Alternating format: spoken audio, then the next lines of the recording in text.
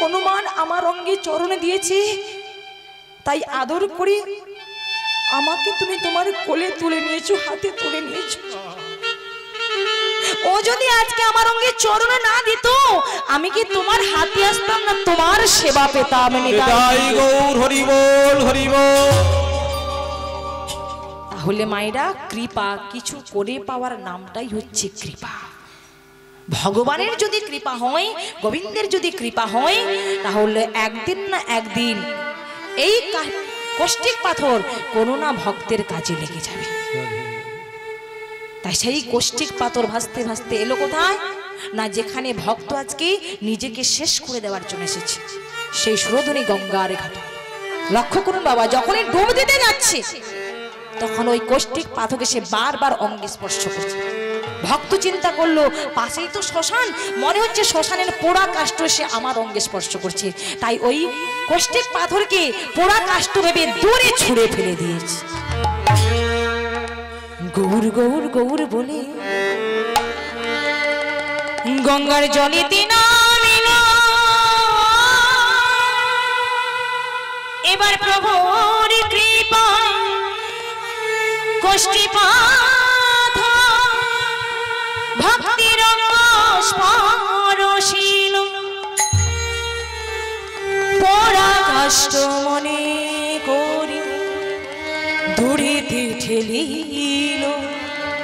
এবার দৈব বাণী করি প্রভু কহিতে লাগিল, গোবিন্দ গোবিন্দ। কে কে কে? আমি শুনতে পাচ্ছি কিন্তু আমি দেখতে পাচ্ছি না। বলো বলো, কি আমার নাম ধরে ডাকলে? বলো কে? গোবিন্দ, তুমি আত্মহত্যা করতে এসেছো? আত্মহত্যা মহাপাপ, এই ঘোর কলিকালে, তাকে তুমি জানো না? তুমি না একজন ভক্ত, আর ভক্ত হয়ে তুমি অভক্তের মতো আচরণ করছো। যাও, নিজের ঘরে ফিরে যাও, নিজের ঘরে ফিরে যাও। ডুবে মরার হলো না মা, দৈববাণী শুনে নিজের ঘরে ফিরে এসেছে। কিন্তু যে ঘরে ভগবান নেই, সে ঘরে তার ভক্ত থাকবে কি করে? 13 দিন পার হয়ে 14 দিন পার হয়ে পড়ে গেল 15 দিন। ডুবে মরতেও দিলে না, আর তুমিও আমার কাছে ফিরে এলে না। তাহলে আমি কে নিয়ে বাঁচবো দয়াময়? আমি কে নিয়ে বাঁচবো? তুমি একবার ফিরে এসো দয়াময়, একবার ফিরে এসো। আমি এমন ভুল আর কখনো করব না, এমন অন্যায় কাজ আমি আর কখনো করব না। একবারে কৃপা করে ফিরে এসো, একবারে। বলুন, ভক্ত যদি ভগবানকে ডাকার মতো ডাকতে পারে, ভগবানকে না এসে থাকতে পারে মা? ভক্তকে কৃপা করবার জন্য, ভক্তকে করুণা করবার জন্য ওই 15 দিনের দিন সকালে বেলা সকল ভক্তদের সঙ্গে রয়ে হরিনাম সংকীর্তন করতে করতে এলো কোথায়? গোবিন্দ ঘোষের বাড়িতে। প্রভাত সময় হলো, মুখে কৃষ্ণ কৃষ্ণ নিতাই গৌর সময় হলো,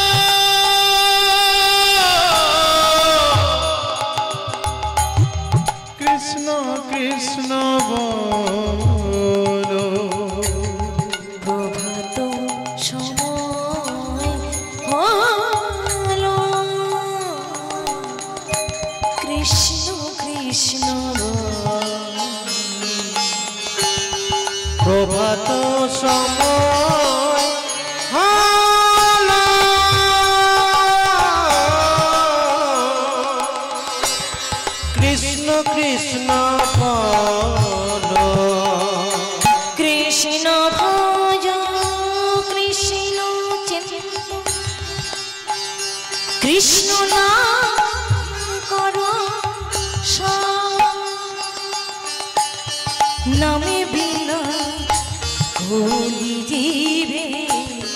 গতি না কৃষ্ণ ভজ কৃষ্ণ চিত্ত কৃষ্ণ নাম করো নাম বিনা কলি জীবে গতি নাহি যে নাম সেই কৃষ্ণ ভজনিষ্ঠা করে নামের সহিতে আছে আপন গৌর যে নাম সেই কৃষ্ণ ভজনিষ্ঠা করে নামের সহিত আছে আপন শ্রী হরে নাম ভজনা যে তো নাম করসা নাম ভজনা চিন্তা নাম করো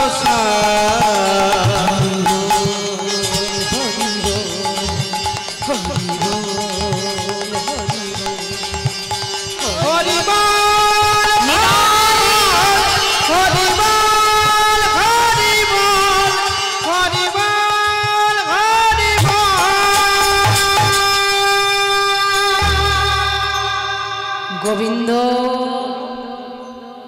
ও গোবিন্দ গোবিন্দ কোশ্চন করছে কে পিছন ফিরে তাকিয়ে দেখে আমার গৌর হরি দাঁড়িয়ে রয়েছে আর কি থাকতে পারে ভক্ত ছুটে গিয়ে চরণে লুটিয়ে পড়েছে ও গো গৌর হরি ওহে দয়াময় তুমি এসেছো প্রভু আমার ডাকে তুমি সাড়া দিয়েছো আজ আমি তোমার চরণে প্রতিজ্ঞা করলাম প্রভু আর আমি কোনোদিন অন্যায় করব না আমি কখনো আমি আর সঞ্চয় করব না প্রভু তুমি আমায় ক্ষমা করে দাও আমাকে তোমার চরণে একটু ঠাঁই দাও দয়াময় চরণে ঠাঁই দাও গোবিন্দ ও গোবিন্দ আমি যে আসবো তার জন্য অনেকদিন আগে তো আগমন বার্তা পাঠিয়ে দিয়েছি তুমি কোনো বুঝতে পারোনি তুমি কি কিছু অনুভব করতে পারোনি ভক্ত বলে কই না তো আমি তো কিছু বুঝতে পারি সে কি তুমি কিছুই বুঝতে পারোনি তুমি যখন ডুবে মরবার জন্য গিয়েছিলে তোমার অঙ্গে কি তখন কিছু স্পর্শ করেছিল কি মাইরা ভক্তের অঙ্গে কিছু স্পর্শ করেছিল কি স্পর্শ করেছিল বলুন তো কষ্টিক পাথর কিন্তু ভক্ত সেটাকে ভুল ভেবে শ্মশানের পোড়া কাষ্ঠ ভেবে দূরে ছুঁড়ে ফেলে দিয়েছে ভগবান বলে গোবিন্দ তোমার অঙ্গে কষ্টিক পাথর স্পর্শ করেছিল আর তুমি তাকে ভুল ভেবে শ্মশানের পোড়া কাষ্ঠ ভেবে দূরে ছুঁড়ে ফেলে দিয়েছো যাও যাও তাকে খোঁজ করে নিয়ে এসো সেটা ওই পোড়া কাষ্ঠ নয় সেটা ছিল কষ্টিক পাথর সেই কষ্টিক পাথর দিয়ে যে বিগ্রহ নির্মাণ হবে সেই বিগ্রহকে আমি তোমার বাড়িতে নিজ হাতে স্থাপন করব যাও শীঘ্র করে খোঁজ করে নিয়ে এসো ভক্ত বলে প্রভু আমি তাকে খুঁজে পাবো বলো না আমি কি তাকে খুঁজে পাবো বলে কেন পাবে না নাম নিয়ে এগিয়ে যাও দেখবে নামে নামই তোমার কাছে এগিয়ে আসে নাম নিয়ে এগিয়ে যাও নামের নামই তোমার কাছে আসবে ধরা দেওয়ার জন্য আসবে প্রভুর এই কথা শোনার সঙ্গে সঙ্গে ভক্ত করেছে কি সেই কষ্টিক পাথরকে খোঁজ করবার জন্য বেরিয়ে পড়েছে দেখা দাও দেখা দাও দেখা দাও দেখা দাও নিসারে নিসা নিধা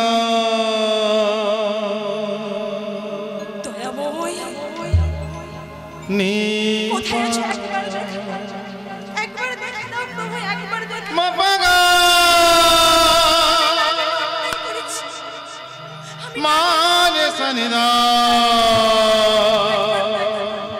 একবার দেখা দাও নি রে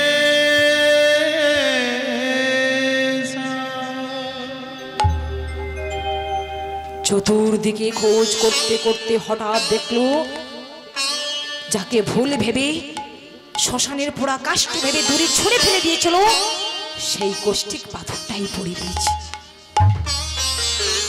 ভক্ত আর দেরি করলো না মা, তাড়াতাড়ি করে কষ্টিক পাথরটাকে বুকের মধ্যে জড়িয়ে ধরে ছুটতে ছুটতে এসেছে গৌর হরি।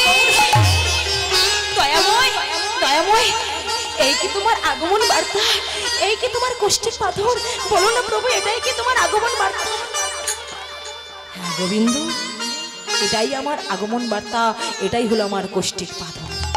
এই কষ্টিক পাথর দিয়ে যে বিগ্রহ নির্মাণ করা হবে সেই বিগ্রহকে আমি নিজ হাতে তোমার বাড়িতে স্থাপন করব। এবার লক্ষ্য করুন ভক্তমণ্ডলী, ভক্তিমতী মায়েরা, সেই কষ্টিক পাথর দিয়ে যে বিগ্রহ নির্মাণ করা হলো, এবার ভগবান গৌরহরি সেই কষ্টিক পাথরের বিগ্রহকে নিজ হাতে গোবিন্দ ঘোষের বাড়িতে স্থাপন করলো। নেতাই গৌর প্রেমানন্দ। হরি বল হরি বল। নামে দিল গোপীনাথ, যার নাম হলো অগ্রদ্বীপের গোপীনাথ। গোবিন্দ, ও গোবিন্দ, আজ থেকে নিত্য নিত্য এই তুমি গোপীনাথের সেবা করবে আর আমায় তুমি ভুলে যাবে। আমায় ভুলে গিয়ে নিত্য নিত্য তুমি এই বিগ্রহ গোপীনাথের সেবা করো। ভক্ত চরণে লুটিয়ে পড়েছে গৌর হরি। দয়াময়, এ তুমি কি বলছো প্রভু? এ তুমি কি বলছো? কত কষ্ট করে আজ আমি তোমায় ফিরে পেলাম, আবার কিনা তোমাকে হারাতে হবে? না না প্রভু, এমন করে বলো না দয়াময়, এমন করে বলো না। আমায় বলো না ভুলিতে, বলো না। না না বলো না, বলো না ভুলিতে, বলো না, বলো না,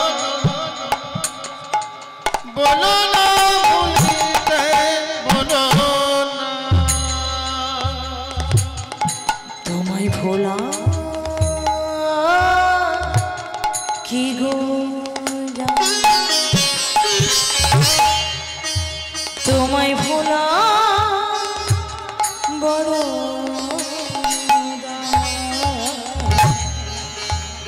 তোমায় ভোলা কি গো,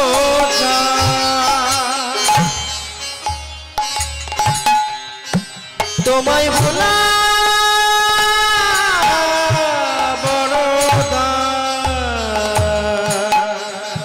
তোমায় ভোলা কি গো, তোমায় ভোলা বড়, তোমায় ভোলা কি গো, তোমায় ভোলা বড় না না বলো না ভুলিতে, বলো না, না, না, বলো না, বলো না ভুলিতে, বলো না, বলো না, বলো না ভুলিতে, বলো না, বলো না, বলো না ভুলিতে, বলো না ভুলিতে, বলো না।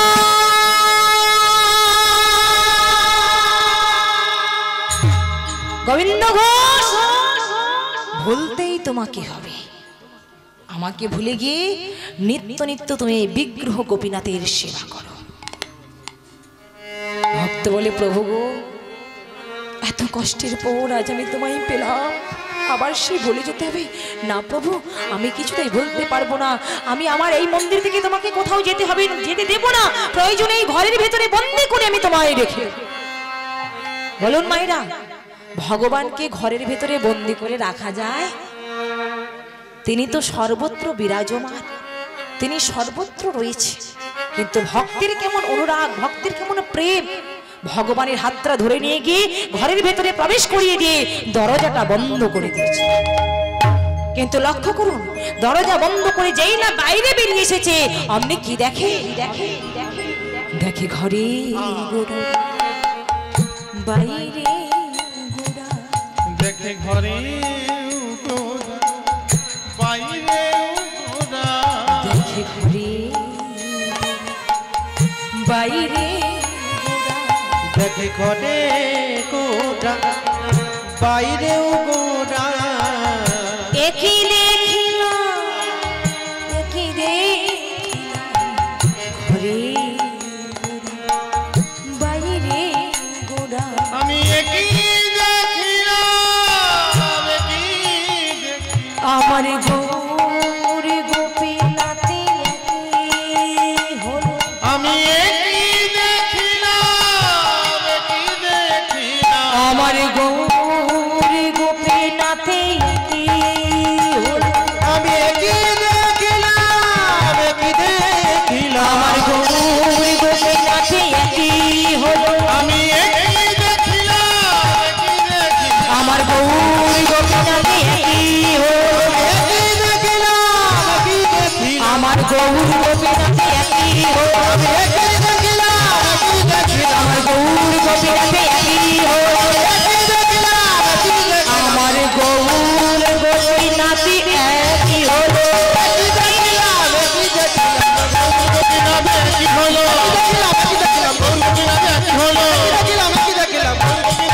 হলো ঘরে গোড়া বাইরে গোড়া আমাদের গোপীনাথে অভেদ জানিও অভেদ জানিও আজ হইতে শুদ্ধ ভক্তিতে গোপীনাথের সেবা যে করি গোপীনাথের সেবা যে করিও ভগবান গৌরহরি বলেছিল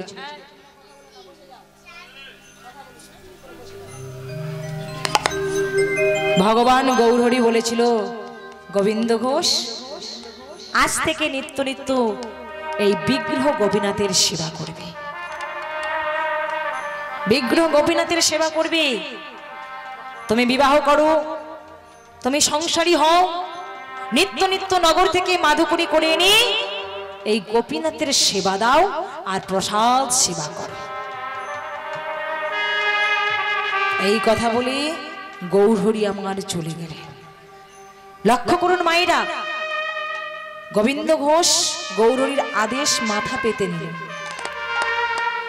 বিবাহ করলেন সংসারী হলেন প্রথমে সেবা দিতেন দিনে 4 বার এবার যেই না বিবাহ করছে বাড়িতে স্ত্রী এসেছে সেবা দিচ্ছে মাত্র 3 বার স্ত্রীর নাম ছিল মাধবী দেবী হরে কৃষ্ণ মায়েরা কি চলে যাচ্ছেন পেছনের দিকে ও মায়েরা আর একটু সময় কি ধৈর্য ধরে বসা যায় না হ্যাঁ ঘুম কম হয়ে যাবে আজকের দিন একটু কষ্ট করে নিন কালকে বেশি করে ঘুমিয়ে নেবেন আসুন সামনে আসুন চলে যাবেন না ভগবানের এমন অপ্রাকৃত লীলা মাধুর্য আস্বাদন না করে চলে যাবেন না আসুন আসুন যাবেন না একদম যাবেন না জয় রাধে আর বেশি সময় নেব না মা অল্প সময়ের মধ্যে ছুটি করে দেব তো মায়েরা হলো কি স্ত্রীর নাম ছিল মাধবী দেবী স্ত্রী বলছে স্বামী গো বাড়িতে গোপীনাথকে স্থাপন করলে কিন্তু আজকে আমরা এতটাই দরিদ্র সম্বলের মধ্যে একটা ভিক্ষার ঝুলি আর মাটির হাঁড়ি ভিক্ষার ঝুলিতে ভিক্ষা করে আনলে মাটির হাঁড়িতে রসই করলে কিন্তু সেবা দেবে কিসে সেবা দেওয়ার জন্য তো পাত্রের প্রয়োজন বলো কিসে করে সেবা দেবে দেখুন ভক্তমণ্ডলী ভক্তিমতী মায়েরা ভগবান বলে ভক্ত যেদিন দেয় প্রসাদ সেদিন প্রসাদ পাই আর ভক্ত যেদিন না দেয় প্রসাদ সেদিন উপবাসী যায় ভক্ত যদি ভালোবেসে ভক্তি ভরে দুপুরটা নয়ন বাড়ি পরিশ্রম করে ভগবানের বদনে শুকনো চিড়ে শুকনো বাতাসে শুকনো নকল নালা তুলে দিতে পারে ভগবান তাতেই খুশি তাতেই সন্তুষ্ট ভগবান বলে তোমরা কে কি দিয়ে সেবা দিচ্ছ সেটা আমি দেখি না আমি শুধু একটা জিনিস লক্ষ্য করি কি না আমাকে দেওয়ার সময় আমার প্রতি তোমার অন্তরে কতটা ভক্তি প্রেম আর ভালোবাসা জয় গৌর হরি বল হরি বল মাধবী গো ওগো মাধবী ভগবানকে সেবা দেওয়ার জন্য আমার সোনার পাত্র নেই, রূপোর পাত্র নেই, তবে একটা জিনিস রেখেছি আমি, আমার এই নয়ন ভরা জল। আমি আমার নয়ন ভরা জল দিয়ে আজকে ভগবানের সেবা দিই। নগর থেকে যা মাদুকুরি করে আনে, মাটির হাঁড়িতে রসই করে, কেমন সেবাটা দেখুন মায়েরা। গোপীনাথকে সেবা দেওয়ার জন্য গোপীনাথের সম্মুখে একটা মাটির গর্ত করেছে। গর্ত করে যা কিছু রসই করে সব মাটির গর্তের মধ্যে দিয়ে তাতে তুলসী পত্র নিবেদন করে নয়ন জলে বক্ষ ভাসে তাদের কহে গোপীনাথ, দুটি নয়ন জলে ধুইয়ে দেব তোমারও দুটি চরণ। দুটি নয়ন জলে কি ভক্তের অনুরাগ, কি ভক্তের প্রেম। ও দুটি চরণ। দুটি নয়ন জলে ধুইয়ে দেব ও দুটি চরণ। দুটি নয়ন জলে ধুইয়ে দেব তোমার দুটি চরণ। করিও গ্রহণ সচির নন্দন, নাই তো আমার সাধন ভজ। করিও গ্রহণ সচির নন্দন, নাই তো আমার সাধন ভজ। করিও গ্রহণ সচির নন্দন, নাই তো আমার সাধন ভজ। করিও গ্রহণ সচির নন্দন, নাই তো আমার সাধন ভজ। কবি পাব তোমার দরস, আমি কবি পাব তোমার দরস। আমায় বলে দাও, আমায় বলে দাও, আমায় বলে দাও, আমায় বলে দাও। দুটি নয়ন জলে ধুইয়ে দেব ও দুটি চরণ। দুটি নয়ন জলে ধুইয়ে দেব ও দুটি চরণ।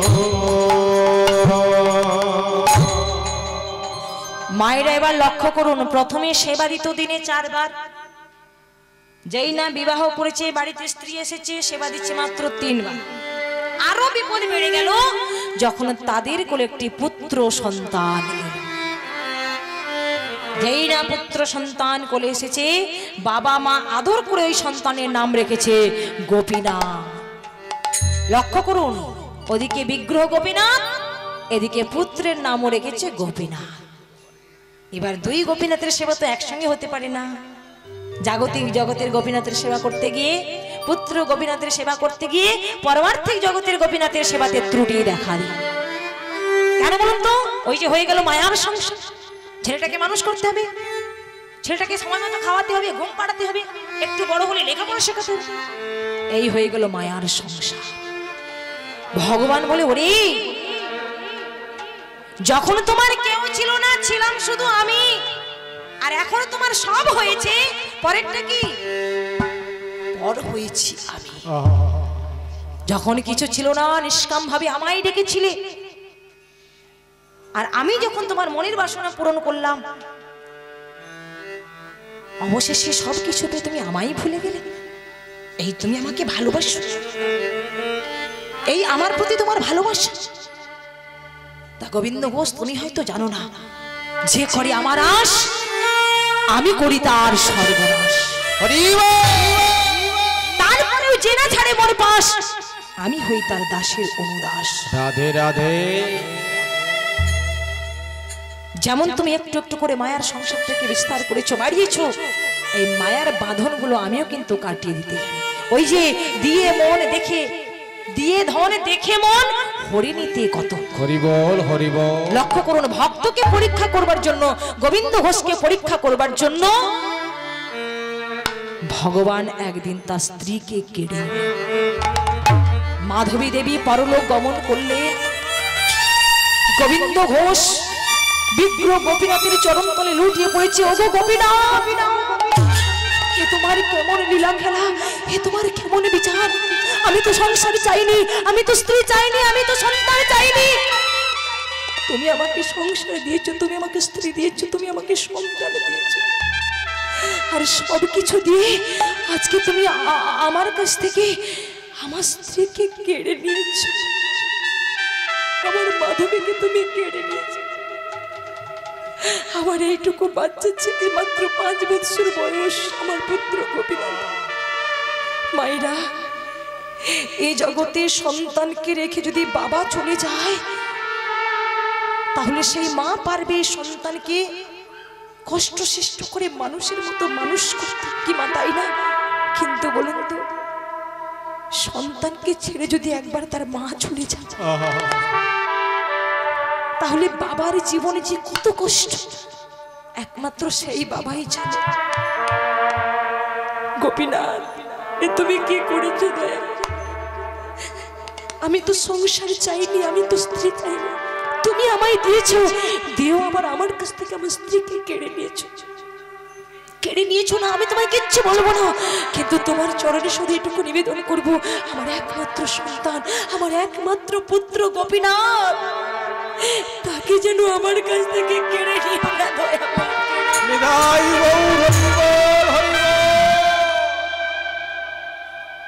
কিন্তু মায়েরা, ভগবান ভক্তকে কাঁদাতে বড় ভালোবাসে, আঘাত করতে চেয়ে বড় ভালোবাসে। তাই তিনি একদিন কি করলেন, ভিক্ষায় বেরোবে, আর ঠিক ওই সময় পুত্র গোপীনাথ এসে বাবাকে জড়িয়ে ধরেছে। বাবা, ও বাবা, বলো না আমার মা কোথায়, বলুন। মা হারা সন্তান যদি বাবার কাছে এমনি করে বলে, বলো না বাবা আমার মা কোথায়, বাবা কি স্থির থাকতে পারে? বাবার বুকটা ফেটে যাচ্ছে, তবুও ছেলেকে সান্ত্বনা দিয়ে বলে, ওরে গোপীনাথ, গোপীনাথ, আমি তো তোর মা, আমি তো তোর বাবা, আমি তো তোর না না, তুমি তো আমার বাবা, কিন্তু বলো না আমার মা কোথায়, বলো না বাবা আমার মা কোথায়? আমার মা তোমায় কোনোদিন কোলে করেনি, আমার মা তোমায় কোনোদিন আদর করেনি, বলো না, বলো না বাবা আমার মা কোথায়? ছোট্ট ছেলেটা যখন বারবার একই কথা বলছে, আমার মা কোথায়, আমার মা কোথায়, গোবিন্দ ঘোষেদের বলে দিয়েছিল, ওরে গোপীনাথ, তোর মা কোথায় এটা আমি বলতে পারবো, আমি বলতে পারবো না, যদি জানতে হয় যা যা মন্দিরে বিগ্রহ গোপীনাথের কাছে যা, বিগ্রহ গোপীনাথকে গিয়ে জিজ্ঞাসা কর তোর মা কোথায়, একমাত্র ওই বলে দেবে তোর মা কোথায় রয়েছে, যা তুই মন্দিরে যা। ছেলেকে মন্দিরে পাঠিয়ে দিয়ে গোবিন্দ ঘোষ চলে গেল নগরে মাধুকরী করতে। ওই ছোট্ট ছেলেটা বিগ্রহ গোপীনাথের চরণ তলে এসে বসেছে। গোপীনাথ, ও গোপীনাথ, আমার বাবা বলে তুমি জানো আমার মা, বলো না গোপীনাথ আমার মা কোথায়? এই জগতে তো সবার বাবা রয়েছে, আমারও বাবা রয়েছে, কই আমার তো মা নেই, বলো না আমার মা কোথায়? আমার মা তোমায় কোনোদিন কোলে করেনি, কোনোদিন আদর করেনি,